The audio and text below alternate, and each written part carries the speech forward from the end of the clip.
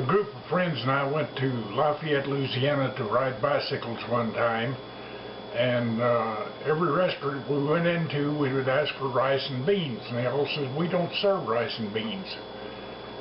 And it turned out that they were Cajun, and Creole down around New Orleans is the one that serves rice and beans. But anyway, we asked them, we said, was there a place? And they said the only place in town that serves them is Popeye's Fried Chicken. But there is another rice and beans that's fairly popular, and that's in Texas. And it's pinto beans and rice and sausage. And that's what I'm going to make for you this afternoon. Well, I'm not going to make you watch me cook beans. That would be like asking you to watch me make Jell-O. Besides, I already have a pan of beans in the refrigerator and going to use those and just kick them up a bit here for Cowboy beans and rice. And that's some oil in here and some chopped onions.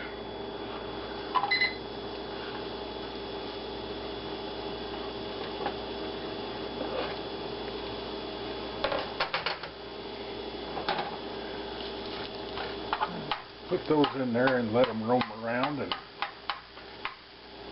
get happy, and in the meantime I'm going to cut up the sausage.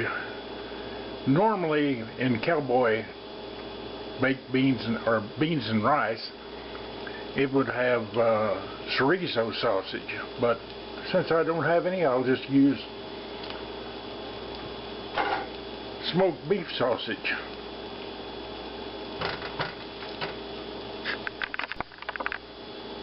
Okay, the onions are getting a little bit soft and getting a little translucent, so it's time to put in the sausage. Now you notice I cut this at an angle. There's a method to my madness on that.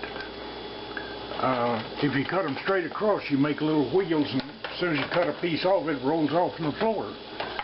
So you cut them at an angle and they won't roll. Besides, that exposes more surface on them for flavor and everything like that anyway. Now let those get happy.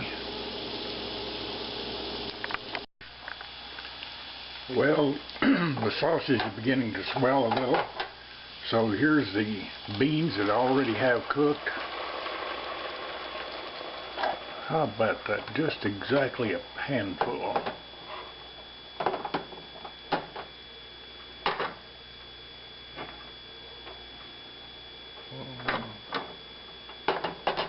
Maybe a little bit much juice here. I'll take a little of that out.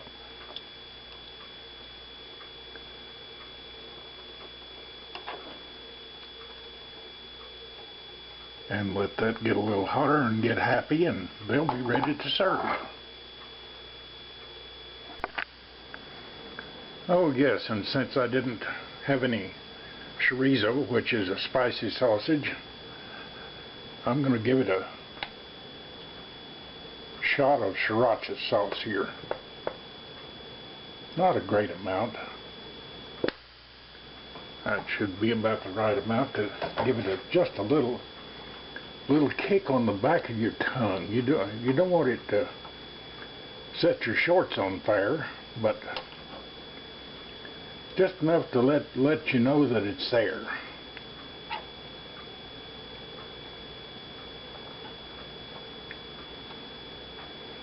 Okay, let that warm up some more. Okay, it's simmering, so now it's time to take it up. You know, there's always been a controversy. Does the rice go on the bottom or the top? Now, in Cajun country, they put it on the bottom and the gumbo on top of it. But in New Orleans, they put the gumbo in the bottom and the rice on top of that. But I'm going to do it Cowboy style, and that's the rice on top.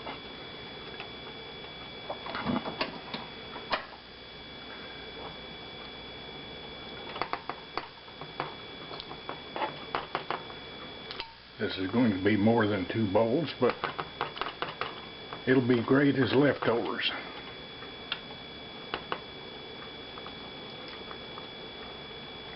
Get some juice up here.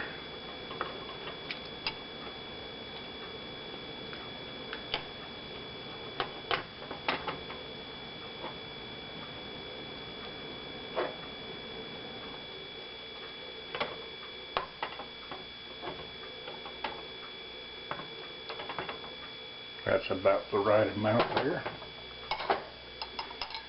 Just think all of this came from leftovers.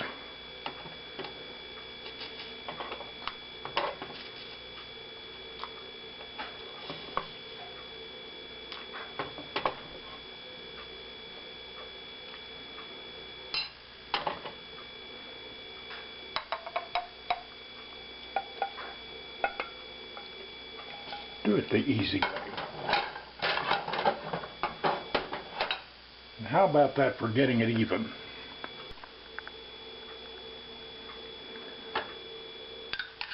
I made this rice a little earlier.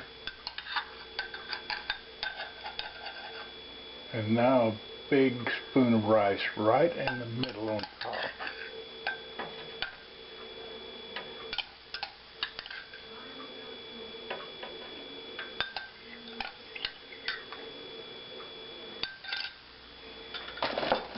Another reason for putting it on top is so it'll show up the green onions. Garnish it.